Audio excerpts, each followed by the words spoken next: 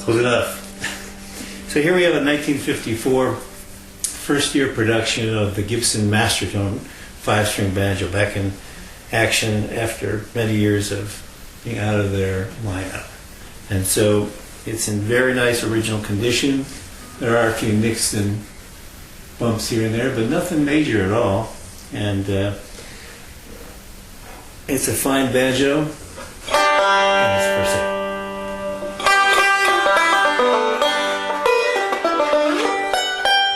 Brian, that neck profile, Yes, compare it to some of the other later bow tie banjo necks that you've played. It's a more graceful shape. Some of the later, in the early 60s ones certainly were a little heavy and clunky. And so this one, I'm not going to say it's a pre-war neck, but it has some character. It's very graceful, and it's not, it's a very comfortable neck actually. It's got the original frets.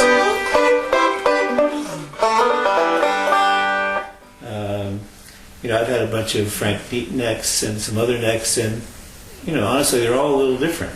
And I've played a lot of old necks and a lot of new necks, and there's some that are closer to each other than those. But this is just a very comfortable neck, and I think Original friction fifth original string? friction Tulip? fifth string with a tulip button on it. The original Clouson stair step box tuners. Those that love them, love them. But they're original. It's got a cool original case with it. It's got the original tailpiece, which is very difficult to restring. If I was going to play it regularly, I would probably take it off and put it on a Presto or something like that myself. Right. But it's a clean machine, and if you like that kind of mojo. It's interesting. The nickel plating in that time frame appears to be really good. Yeah, it is very good. Nothing like the old stuff. Right. And then later on, as we know, there was more chrome, so these 250s, but Right. back then it was nickel. But and I've had early TB 100s, and the plating wasn't as good as this. I had a 49 that I converted. And Now, a little history about the original owner. How much are you aware of the original history? I've never met the owner. He sent me photos. He was in the photos. He and his family traveled up to Chicago in 1954 and bought it for him while he was in high school. And he told me that he hasn't played it much in years. He's been dabbling a little bit more on the mandolin, and his health is such that he doesn't see himself playing it anymore. So he offered to me, and because it was so clean and such a Piece of history. Under the bed kind of find, I thought that I would like it. And so I do like it. Now, were they from the Indianapolis area or? Illinois, Central Illinois. Central Illinois, okay. Yeah. And so he had it delivered to someone who delivered it, who brought it to Indianapolis, so I could see it here. So. Now, do the pictures, as you look for a new owner for the banjo, do the pictures become part of that history that you will pass on? Yes, yeah. Right. If I was going to play it on a regular basis, I'd probably replace and put in a geared fifth as well. Right. But it tunes pretty well. for a friction fit.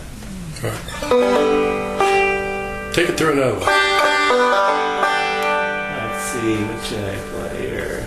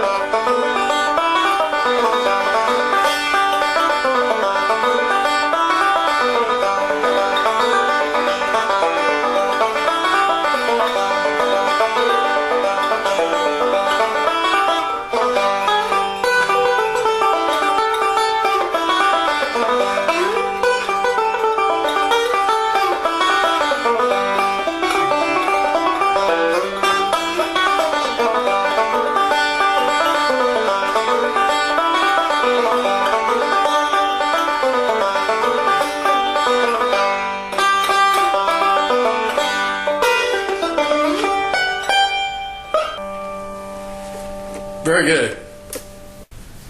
Through the miracles of video editing, Brian has instantaneously placed the capo tuned, and he's ready to move into the key of A.